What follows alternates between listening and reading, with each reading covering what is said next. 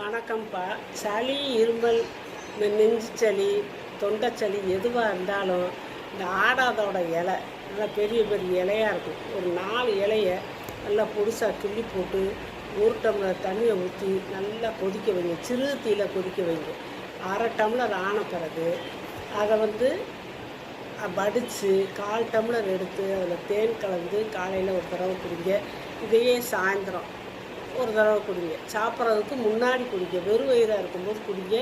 அப்படி 3 நாள் குடிக்கணும். அப்புறம் இந்த காய்ச்சல் இருக்கவங்களும் அதை குடிக்கலாம். அப்புறம் இந்த உடம்பு வலிக்கும். இந்த உடம்பு பிடிச்சா உடம்பு வலி, இல்லாட்டி ரொம்ப அழுக்க வேலை பார்த்தா உடம்பு வலிக்கும்.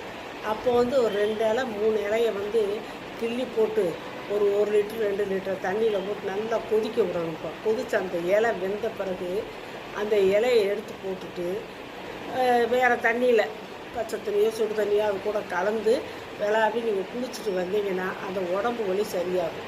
அந்த மாதிரி ஒரு 3 நாளைக்கு நீங்கள் குளிக்கலாம். அது மாதிரி ஆடாதோட கிடச்சிச்சின்னா இந்த மாதிரி செய்யுங்க.